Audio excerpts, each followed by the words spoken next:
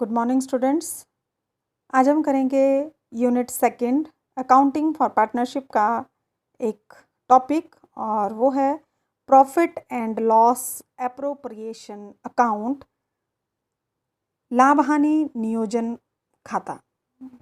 ठीक है, जो साझेदारी फर्में होती हैं उनमें जो प्रॉफिट है वो साझेदारों में बांटने के लिए जो खाता बनाया जाता है उसको हम बोलते हैं profit and loss appropriation account या लाभ हानि नियोजन खाता। ठीक है, साझेदारी फर्म में लाभ को साझेदारी समझौते के अनुसार साझेदारों में बांटने के उद्देश्य से जो खाता बनाया जाता है उसे हम कहते हैं लाभ हानि नियोजन खाता।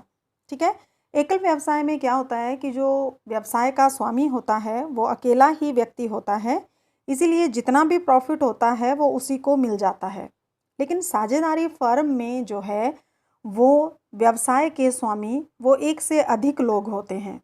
ठीक है, तो इसीलिए लाभ हानि बांटने के लिए जो है हमें एक खाता अलग से तैयार करना पड़ता है। लाभ हानि खाता बनाने के पश्चात तो उसको हम कहते हैं लाभ हानि नियोजन खाता। ठीक है, यह एक नाममात्र खाता होता है, इसको नॉमिनल अकाउंट कहते हैं और इस खाते में फर्म और साझेदारों के मध्य सभी समायोजन दिखाए जाते हैं। सारी की सारी एडजस्टमेंट हम इसमें दिखाते हैं कि साझेदारों को कितना ब्याज दिया गया, कितनी सैलरी दी गई, कितनी उनकी ड्राइंग, कितना उनके इंटरेस्ट ऑन ड्राइंग्स काटा गया, किस तरह से, वो सारी चीज़ें इस खाते में शो करने के पश्चात फिर इस खाते की जब हम बैलेंसिंग करते हैं तो बैलेंसिंग करने के बाद जो इस खाते का शेष होता है उसको हम सभी साझेदारों में विभाजित कर देते हैं। ठीक है, तो यहाँ पे आगे देखो हमने इस खाते का फॉर्मेट बनाया है profit and loss appropriation account.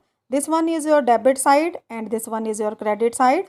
ये पर्टिकुलर्स, अमाउंट, पर्टिकुलर्स और यहाँ पे अमाउंट। ठीक है, तो सबसे पहले जब हम इसको लेते हैं profit and loss appropriation account जो है वो बनता है प्रॉफिट एंड लॉस अकाउंट के बाद। ठीक है, तो यहाँ पे सबसे पहले हम ले लेते हैं प्रॉफिट एंड लॉस अकाउंट में हमारे पास जो नेट प्रॉफिट होता है उसको हम यहाँ पे ले लेते हैं। ठीक है, क्रेडिट साइड में मैंने आपको बताया कि ये नॉमिनल अकाउंट है और नॉमिनल अकाउंट का आपका रूल है debit all expense and credit all incomes. ठीक है, तो एक फर्म के, एक साझेदारी फर्म के हिसाब से जो जो उसके पास इनकम्स होंगी वो इस तरफ आ जाएंगी और साझेदारी फर्म के हिसाब से जो जो खर्चे होंगे वो हमारे इस तरफ आ जाएंगे। ठीक है, तो सबसे पहले by profit and loss account net profit हमने ले लिया, यहाँ पे ले लेंगे। उसके बाद दूसरी चीज़ यहाँ पे लिया, देखो bye interest on partners drawings. ठीक है, तो ड्राइंग्स जो हैं साझेदार के द्वारा विड्रॉल किया गया अमाउंट होता है जो उसके व्यक्तिगत प्रयोग के लिए वो लेता है व्यवसाय में से। ठीक है, तो कई बार साझेदारी फर्म में ये प्रावधान होता है कि जितनी भी ड्राइंग्स होती है उसके ऊपर ब्याज लिया जाता है।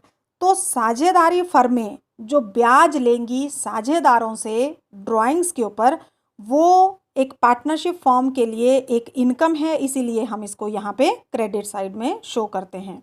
ठीक है, तो ये दो चीज़ें यहाँ पे आ जाएंगी। उसके बाद जब हम डेबिट साइड में जाएंगे तो डेबिट साइड में आएंगे खर्चे अकॉर्डिंग टू पार्टनरशिप। ठीक है, या फर्म के हिसाब से जो जो खर्चे हैं वो यहाँ पे आ जाएंगे, जैसे to interest on partners capital. अगर साझेदारों को पूंजी पर ब्याज दिया जाएगा तो वो साझेदारों के लिए इनकम है लेकिन फर्म के लिए खर्चा है, इसलिए यहाँ पे आ जाएगा। टू पार्टनर्स सैलरी, अगर किसी साझेदार को सैलरी दी जा रही है वो भी यहाँ पे आ जाएगी। पार्टनर को अगर कोई कमीशन दिया जा रहा है ये भी खर्चा है साझेदारी फर्म के लिए, ये भी यहाँ पे आ जाएगा। रिजर्व, अगर कोई रिजर्व क्रिएट किया जा रहा है वो भी यहाँ आ जाएगा। उसके बाद फिर हम इनकी बैलेंसिंग करेंगे। ठीक है, इस साइड की और इस साइड की, अगर आपकी ये वाली साइड ज़्यादा है और यहाँ पे ये जो हमने ऊपर खर्चे लिखे ये कम होंगे तो यहाँ पे जो बैलेंस आएगा उसको हम बोलेंगे प्रॉफिट। ठीक है, और ये प्रॉफिट ट्रांसफ़र हो जाएगा पार्टनर्स कैपिटल अकाउंट में। ठीक है, तो यहाँ पे ये बंट जाएगा।